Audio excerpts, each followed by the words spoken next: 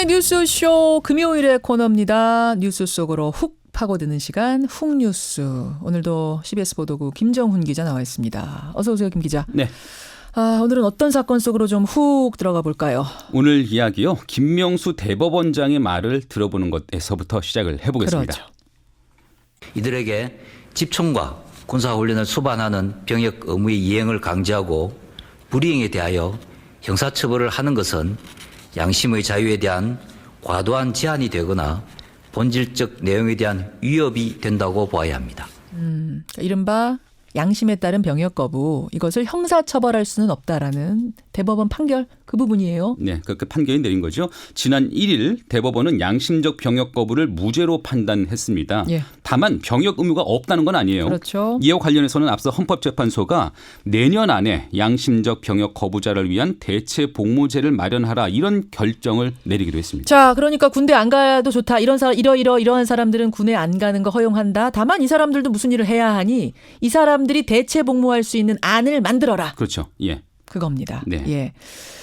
뭐가 그럼 적당할까? 이게 문제인데 교정시설 안에서 현역병 2배, 한 36개월 정도 네. 합숙 근무하는 안이 상당히 유력하게 논의가 되고 있다면서요. 그거는 사실입니다. 정부에서 그 안을 가장 유력하게 보는 건 사실이고요. 예. 근데 이것을 두고도 논란이 계속 이어지는 까닭은 그 안에서 대체 어떤 일을 하게 되는 것이고 업무 강도가 어떤지를 우리가 잘 모르기 때문이죠. 이 정도면 정말 괜찮은 거야? 교정시설 안에서 무슨 일 하는데 무슨 일 하는 일지에 따라 천차만별 아니야? 이런 얘기가 나오는 거죠. 네네네. 그렇죠. 그러니까 일반인들은 교도소 안의 업무가 뭔지 모르니까요. 그래서 네. 제가 교도소를 직접 가서 생활을 해봤습니다. 예. 그 생생한 체험기를 오늘 훅뉴스 시간에 들려드릴 텐데 이걸 듣고 청취자 여러분들도 교도소 내 대체 복무의 현실성 그리고 그 적합성을 한번 판단을 해보시면 좋겠습니다. 김정훈 기자가 직접 교도소를 갔다 왔는데 잠깐 쓱 취재하고 온 게 아니라 아예 숙박을 하고 왔어요. 네, 법무부 등의 협조를 얻어서 안양교도소에서 1박 2일 동안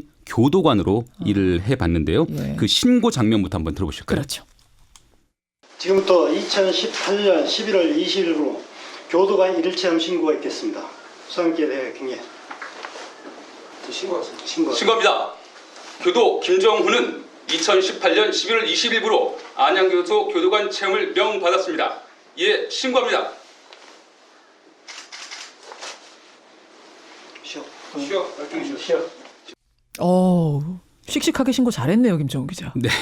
요 사진을 저희 뉴스쇼 제작진은 봤는데 네. 혹시 유튜브로 좀 공개가 가능한지 넘겼어요? 네, 사진 예. 한번 보실 수 있도록 할게요. 예, 예. 유튜브로는요. 유튜브 시청하시는 분들 또 레인보우로 보시는 분들도 오른쪽에 그 텔레비전 표시가 떠요. 거기를 누르시면 사진이 나옵니다.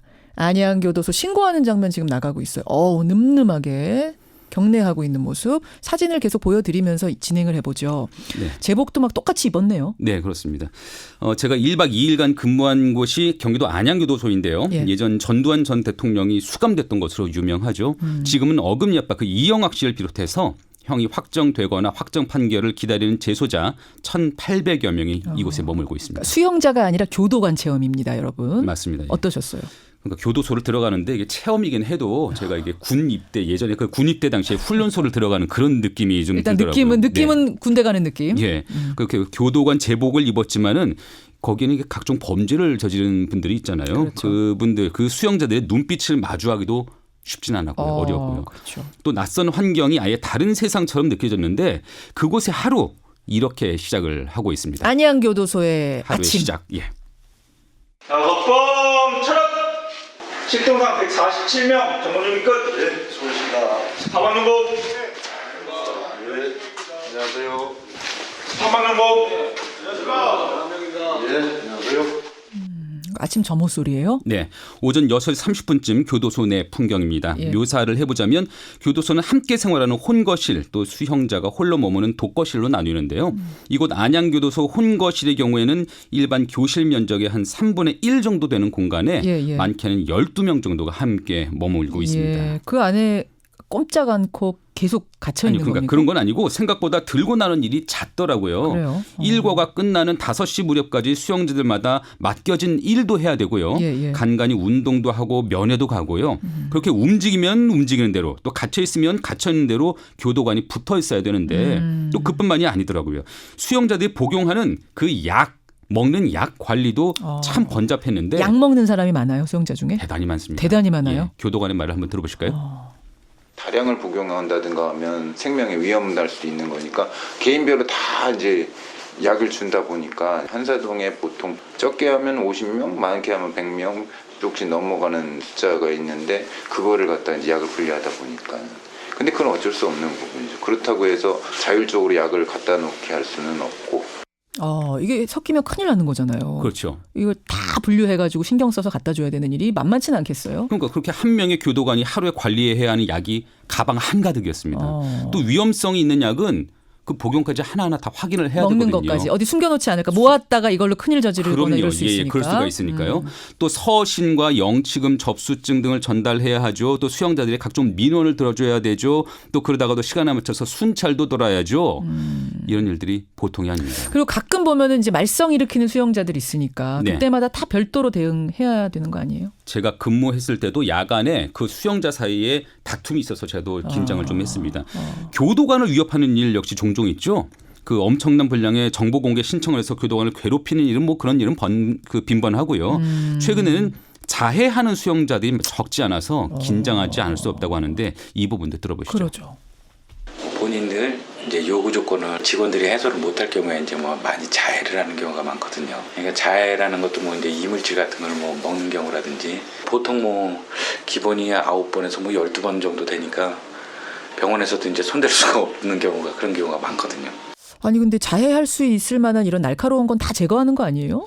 이게 지금 방송에서 말씀드리긴 좀 적절치 않은데요. 각종 이물질들을 스스로 먹는다고 해요. 예, 그 정말 상상을 초월하는 그런 것들은 먹어서 그런 식으로 자해를 한다고 하네요.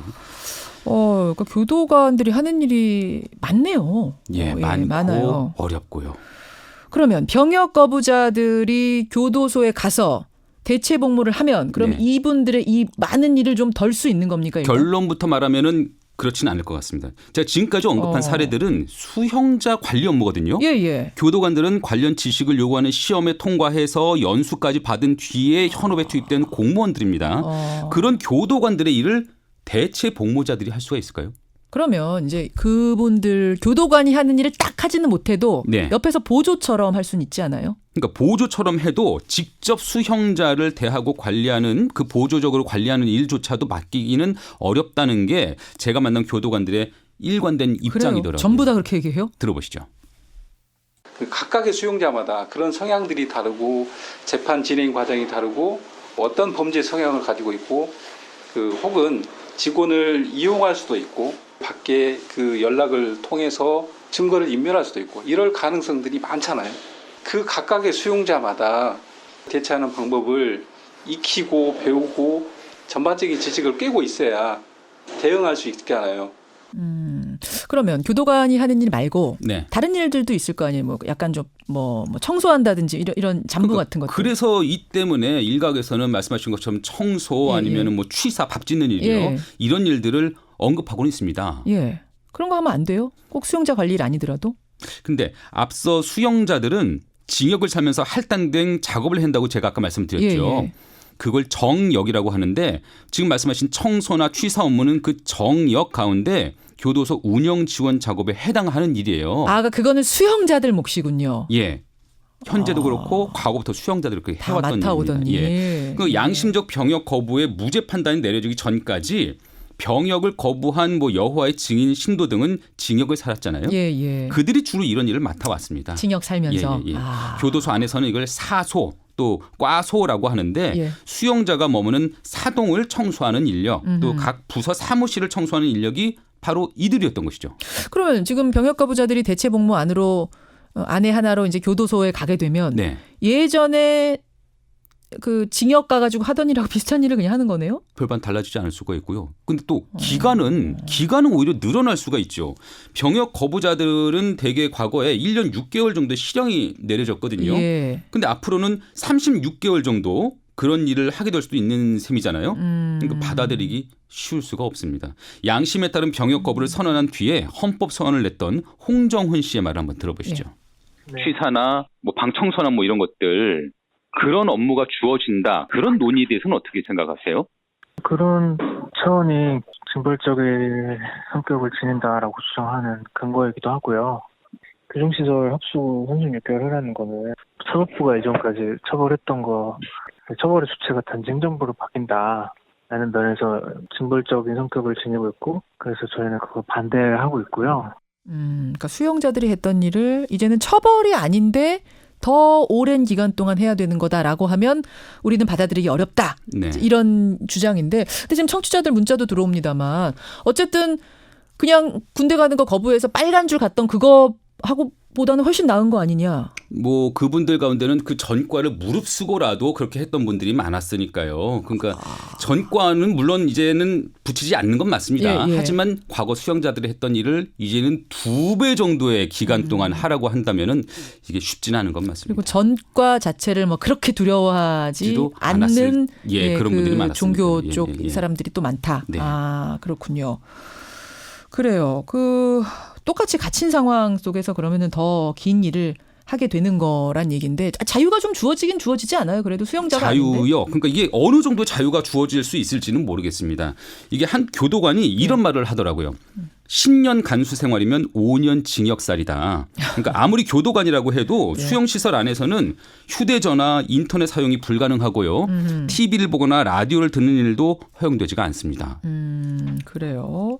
저희가 생활해 보니까 참 답답하긴 하더라고요. 그러니까 갇힌 상황이나 마찬가지다. 예, 그러니까 교도소 담장 안에 있다면은 뭐 수용자나 교도관이나 답답하기는 마찬가지인 것 같은데 그래도 교도관은 출퇴근을 하긴 하죠. 예. 근데 최장 36개월까지 합수 생활을 해야 한다면 그것도 과거 수용자 일을 그렇게 해야 한다면 대체 복무자들이 받아들일 수 있을지 의문이 드는 대목이죠. 또 하나 아는 뭐였냐면은 네. 경비교도대라는 게 있잖아요. 네. 그러니까 그 내부에서 일하는 거 말고 외곽에서 경비 서는 거 요거를 시키는 건 어때요? 그러니까 과거에 군복무를 그렇게 대체하기도 했는데 경비교도대 6년 전에 없어졌거든요. 그 이후에 지금 현재는 외곽경비 무인화가 이미 완비가 돼서 그래요. 억지로 부활시키기도 어렵고 또 무기를 들지 않겠다는 병역 거부자들에게 경비를 맡길 수도 없는 노릇이고요. 그러면 지금 가장 유력한 안이 이 교정시설, 교도소 근무인데 김 기자가 숙박하면서 체험해본 결과로는 대체복무자들한테 마땅히 맡길 만한 일, 딱 이거다 싶은 일은 사실 못 찾은 거예요? 이 얘기를 드리고 싶은데요. 제가 마침 찾아간 날 그 정부의 공공부문 단기 일자리 창출 정책에 따라서 이곳에서도 민간인 지원자들을 심사하고 있더라고요. 이 몇 사람을 어떻게든 받아야 하니까. 예. 그래서 무슨 일을 시킬 거냐 이렇게 물어보니까 사람을 뽑기는 뽑는데 시킬 일이 없어서 고민이다 이런 답이 들어왔습니다. 그러니까 교도소의 현재 그래요? 상황이요. 예. 이게 병역 거부자의 36개월 교정시설 대체 복무 이런 안이 이게 무턱대고 지금 이런 상태로 확정이 된다면 이런 답이 없는 고민을 각 교도소들이 해야 할 것 같은 상황입니다. 그러니까 우리가 지금 누구를 두둔하자 이런 거는 일단 여러분 절대 아닙니다. 다만 지금 대법원이 헌법재판소가 이런 판결을 내렸기 때문에 우리는 법치주의 국가 아닙니까? 어쩔 수 없이. 무조건 만들어야 돼요. 네, 예. 대체 복무안을 만들어야 돼요. 시간까지 정해져 있어요. 그리고 가장 유력한 게 교도소인데 가보니까 이게 진짜 맞는가? 이제 이런 갸우뚱한 생각이 든다. 그렇죠. 일단 예, 부지런히 지금 안들을 여러 가지 찾고 조율을 해야 되는 때인데 네. 그래 교정시설 거기면 됐네 이렇게 할 일은 아니란 말씀. 현재 안으로는 여러 가지 문제점들이 보이더라고요. 어떻게 여러분 생각하십니까? 좀 더 세밀하게 안을 모두가 동의할 수 있는 안을 만들어내야겠다. 고민을 더 해야겠다라는 생각이 저는 드네요. 취재에 협조해 준 법무부 또 안양교도소 측에도 저희가 감사를 드립니다. 김정은 기자 고생 많이 하셨고요. 네. 우리 댓글쇼 하잖아요. 네. 방송에서 지금 주어진 시간 때문에 다 못한 이야기를 여러분 월요일 저희 방송 끝나고 바로 이어지는 유튜브 댓글쇼에서 김정은 기자가 사진도 좀 많이 챙겨오세요. 네, 알겠습니다. 좀 풀어보도록 하겠습니다. 고생하셨습니다. 감사합니다.